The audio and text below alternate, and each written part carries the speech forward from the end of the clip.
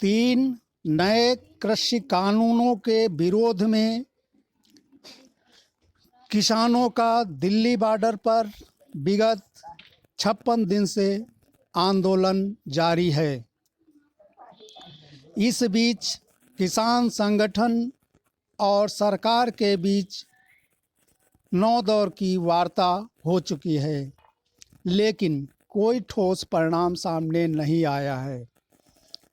किसानों का कहना है कि जब तक तीनों कृषि कानून वापस नहीं होंगे और एमएसपी को लेकर कोई कानून नहीं बनाया जाता है, तब तक हमारा आंदोलन जारी रहेगा और घर वापस नहीं जाएंगे। उधर सरकार की तरफ से कहा गया है कि हम संशोधन करने के लिए विचार करने को तैयार हैं, लेकिन तीनों कृषि कानूनों को रद्द करने के लिए कतई तैयार नहीं हैं।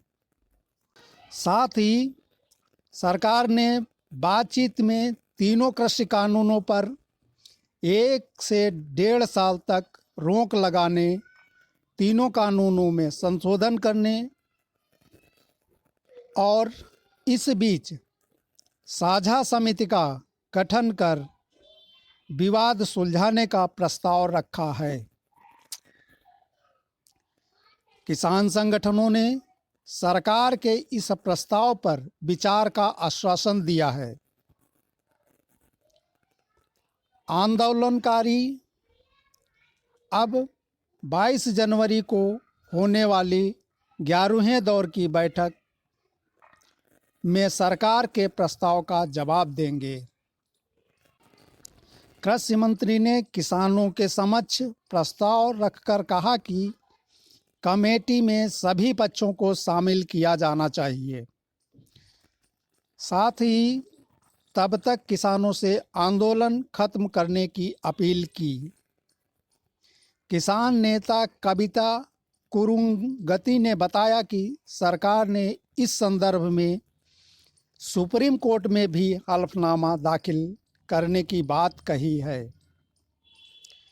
बैठक में शामिल अखिल भारतीय किसान सभा के नेता बालकरण सिंह ने कहा, हम गुरुवार को प्रस्ताव पर चर्चा कर अपना जवाब देंगे।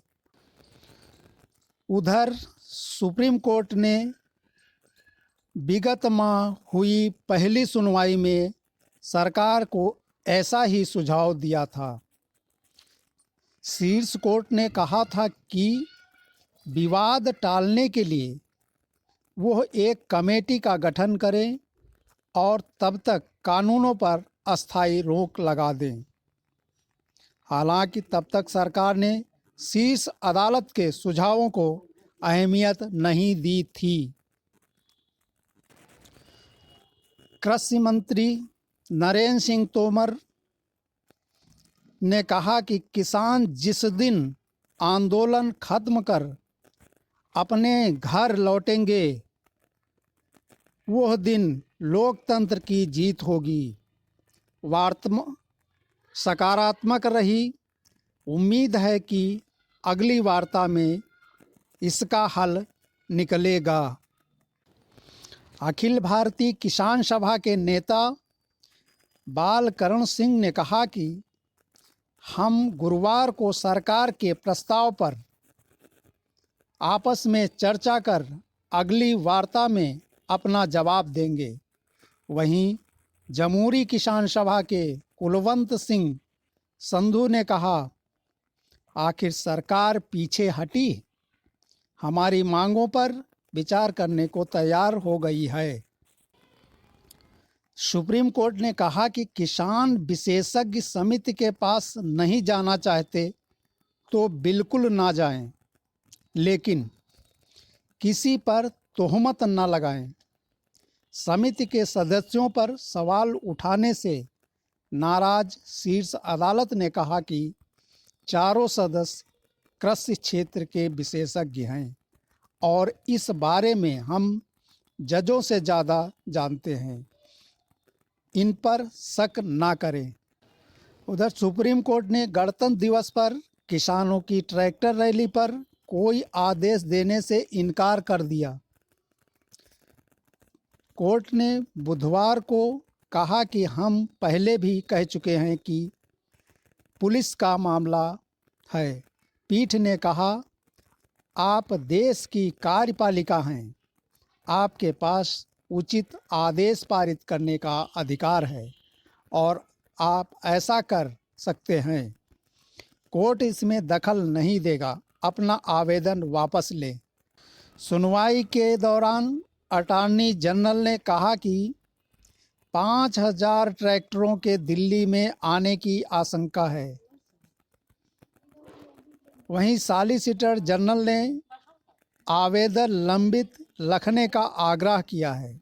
हालांकि कोर्ट के इनकार के बाद में केंद्र ने याचिका वापस ले ली है।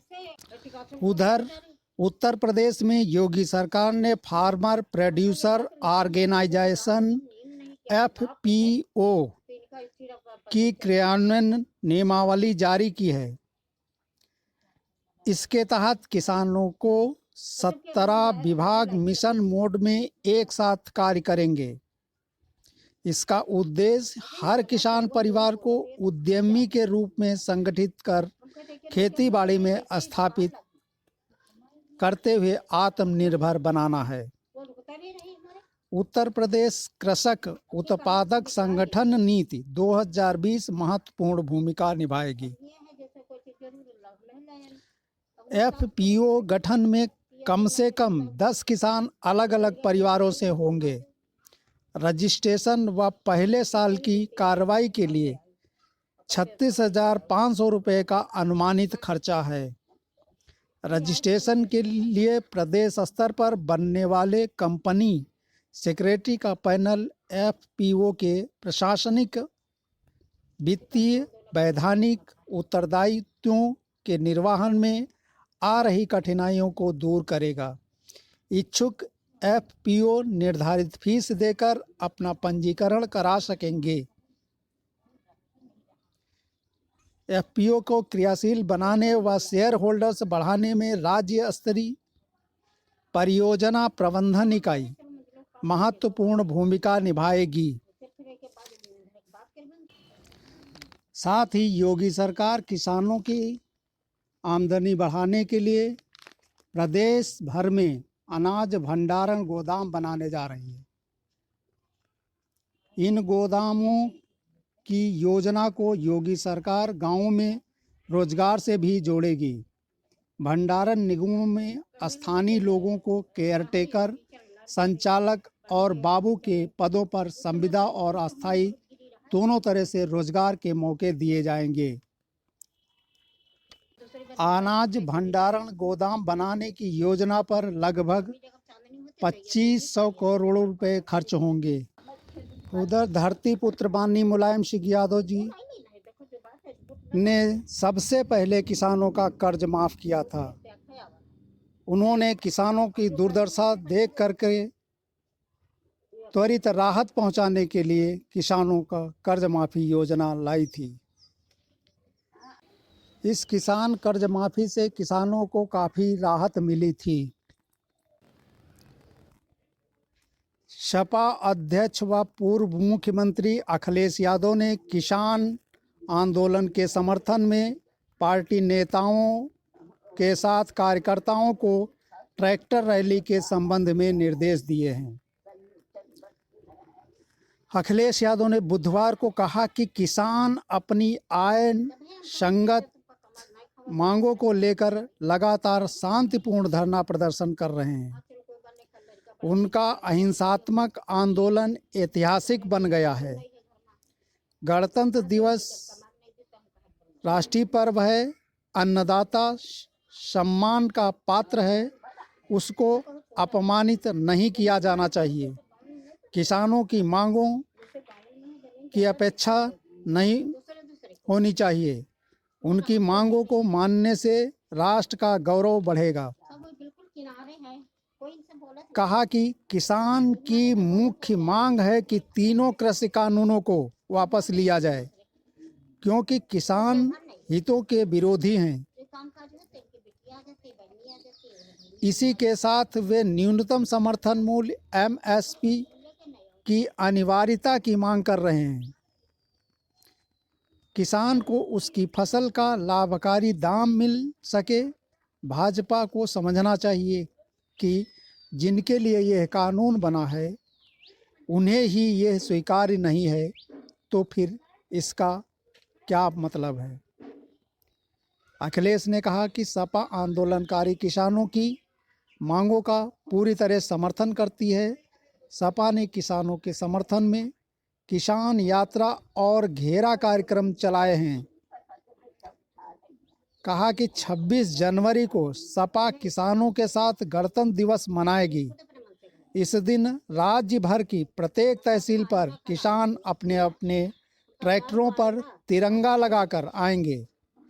वे समाजवादियों के साथ राष्ट्रीय ध्वजारोहण कार्यक्रम में शामिल होकर एकता का प्रदर्शन करेंगे।